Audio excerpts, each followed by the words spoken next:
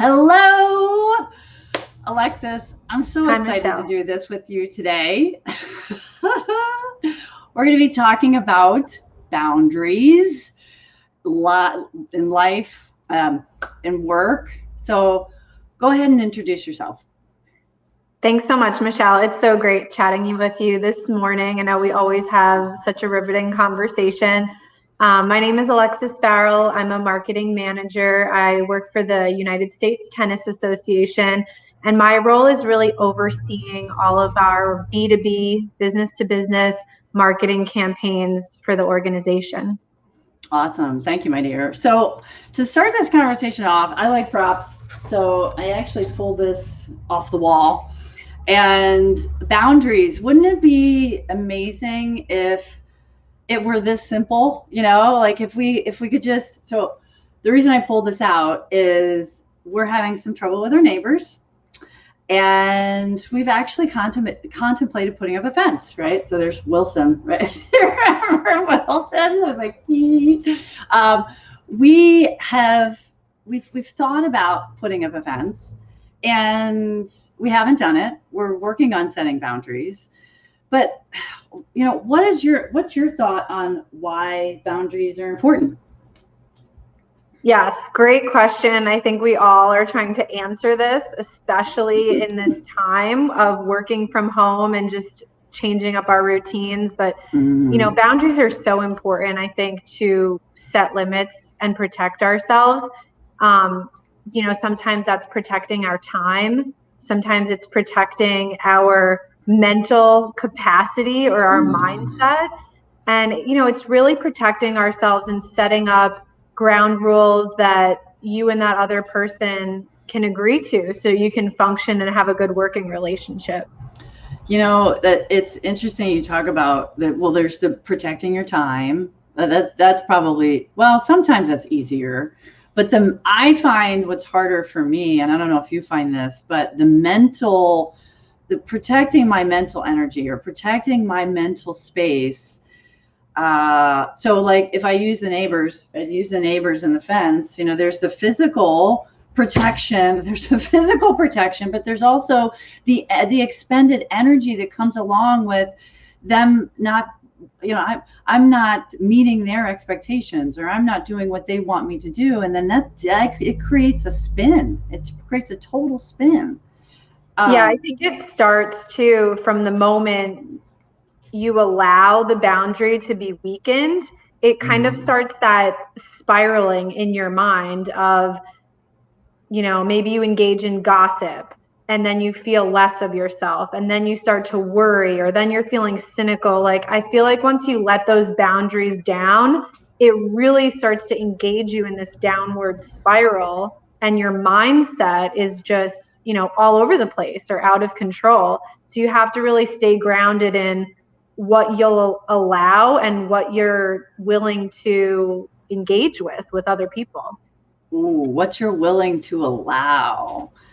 How do you do that, as far as how do you decide what you're willing to allow and what you're not willing to allow? For me, one of the biggest things is like gossip in the workplace. And I just have found over time that I will not allow it and I will not engage in it. And it is so easy to engage, water cooler talk, whether you're in the office or working from home. We're all so interconnected now between email and Zoom and video chat and instant message and texting and all the social media channels, that it's so easy to engage in gossip. But I found that once you allow the gossip to be received and you're willing to listen to it, you're much easier to participate in it as well. And once you participate in it, I just feel like I'm starting to get wrapped up in that downward spiral. So for me, the moment I am witnessing gossip, I'll either just physically take myself out of the circumstance, or if someone's reaching out to me with gossip, I will say something along the lines of, I hear what you're saying. I do not want to have this conversation. If you need to have this conversation, please talk with somebody else about it. And then that usually is kind of a buzzkill where it just kind of ends right there. Yeah, the buzzkill, because you're not feeding the conversation. You're not feeding the whatever. What is that gossip engine that takes place? Yeah, I cannot engage in it because I found, everyone's engaged in some form of gossip, and I'm kind of using that word as a summation for all of these different things. But once you engage in it, it's just almost addictive as well. You want to keep the conversation going, and it's usually negative where you're, poking at someone else, poking at yourself, or poking at a situation. And you almost get into that victim mentality or that less than or glass half full. And just nothing good comes from that. So I have to cut it off at the top once it's coming into my space, or even if I feel like I'm the one engaging in it, I have to completely stop myself and say, this is not a conversation that I want to have. And those are the boundaries that I will protect to the nth degree, because nothing good comes from it. What was the shift for you, Alexis, when you started to change? Because I've been guilty of diving into gossip and not creating boundaries to protect my own mental energy or my energy or just time even. What happened for you to shift when you're like, you know what, this is not working for me. This is total BS. I don't want any part of that anymore. How did that shift for you? Yeah, well, I think just the year that we've been through with everything going on in the world and so many changes, I've been through those moments of just not feeling my best or letting the outside world get the best of me with the news or gossip or anything that's going on. And it really makes you feel like from a place of less than. And I'm just saying to myself, I don't want to feel that way anymore. So I'm very prescriptive about what am I watching, what am I listening to, what am I receiving, what books am I reading, what people am I associating with myself, because all of those things impact you, and they're essentially a reflection of you. I mean, they always say, you're a product of the 5 people that you surround yourself with most, but it's protecting that environment.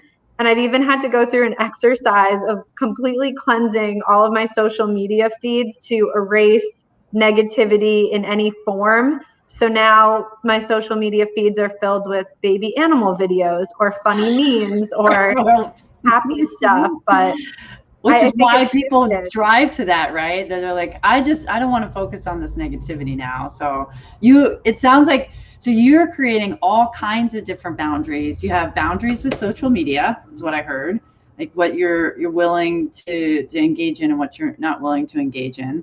What other tips and tools and techniques that you have that help create boundaries at work or in life in general for you? Well, I mean, I will acknowledge, I think it's hard and it's awkward sometimes, especially when you're having a conversation with somebody that you're close to, whether it's personal or at work, and they want to unload this gossip on you. And then you have to make a choice. Are you going to receive it? Or are you going to kind of stand up and say, I don't want to have this conversation with you. If you need to have it with somebody else, it's uncomfortable. And it's hard. So but I've realized that over time, people really understand how you want to be treated and what's the best way to interact with you to have productivity and efficiency and a good working relationship. And if you're consistent with communicating your boundaries, people will learn them over time, and you won't be faced with the gossip or whatever it is that are your personal boundaries. You just have to be firm in communicating to other people what it is that you're going to tolerate and what you're not. So there's an element of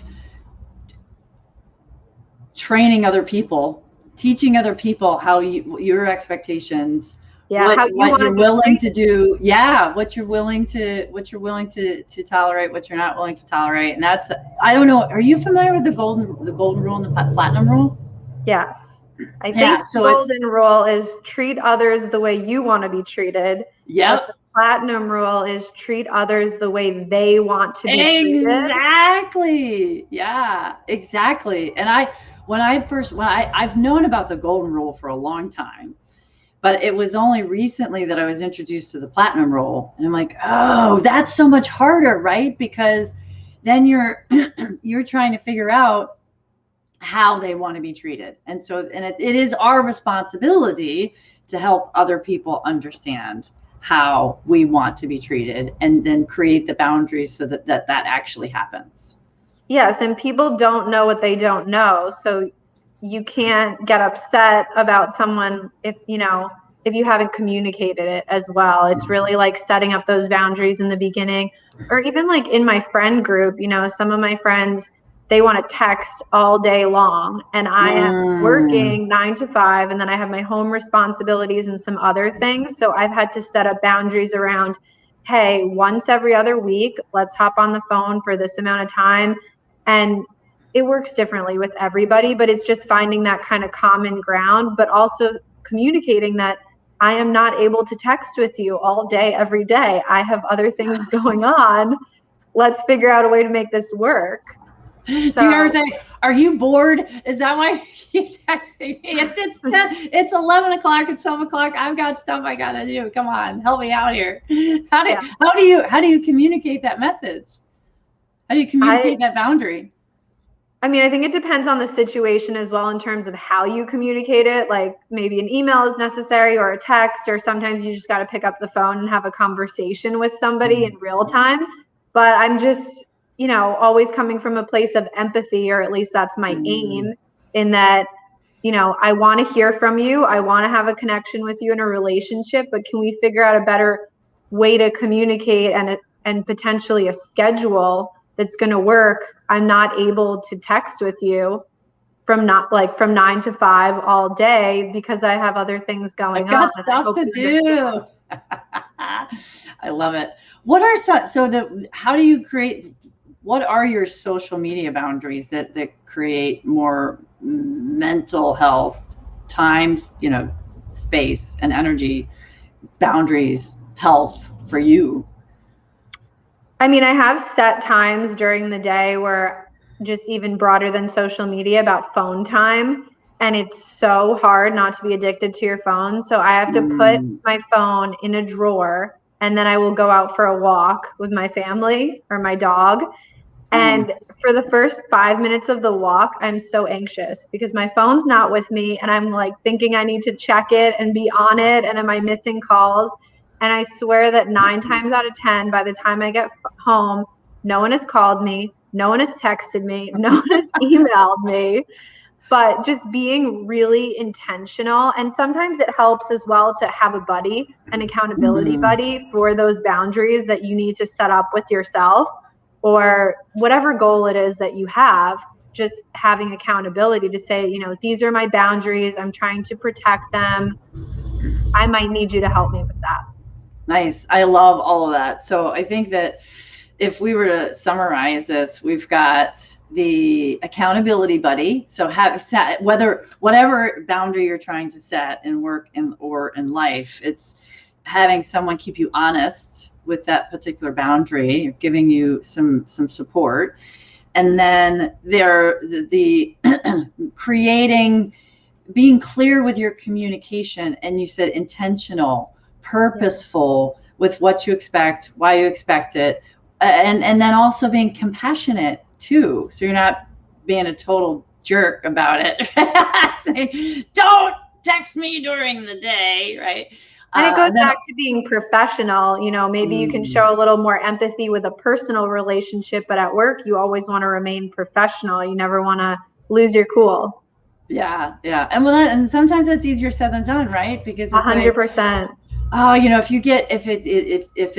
If it hits home where you are worked up about it or angry about it, and then it's easier to react. Absolutely. So keeping your cool is huge. That's totally huge. Any other final? Easier said than done, but it's something that those are kind of those guidelines to be striving towards, to set your boundaries, maintain them, and honor them, essentially.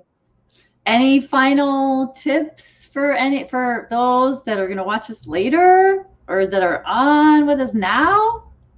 I think just always remember that everyone's human and people make mistakes and fail, and you will fail as well because no one is perfect. But having those, like we talked about, guidelines to set up those boundaries and do your best to protect them in a professional, empathetic, human way is going to set you up for success. But it's also okay to fail, and just know that sometimes you will, and that's okay.